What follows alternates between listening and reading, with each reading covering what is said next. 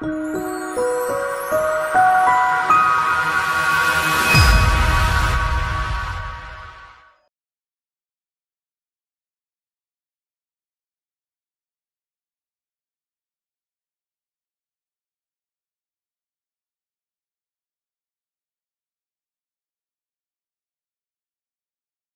Dr. Lindsey and Wendy here. This is a 13-month follow-up on an eyebrow transplant repair that we did. And this scientist just flew in from out of state.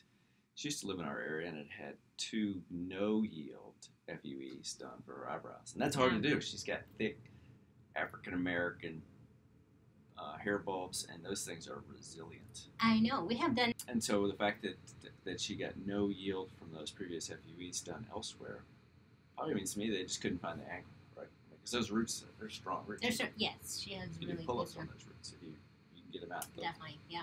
So we took a small ellipse, roughly the size of last piece of my finger, little finger, out and sewed it up and left her an almost imperceptible scar from her typical donor area, and then out of that we got 120 or so single hair grafts, and we put them in. And here she is at the end of the case, and then she rolled in here 2 months and already looked good. And I did a little post at that time, and then I heard from her this fall, and she wanted a touch up. And typically with these eyebrows, we have to do a little touch up. You can't get those hairs to lay quite flat enough, and certainly in most people you're working with the skinniest, weakest hairs.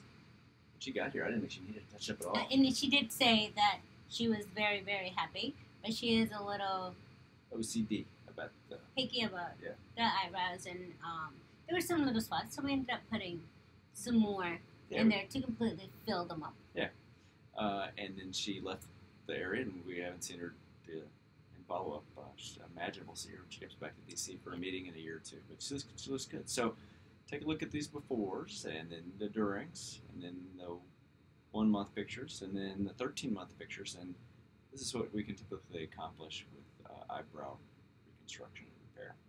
Anything you want to add? Yes, we do eyebrows.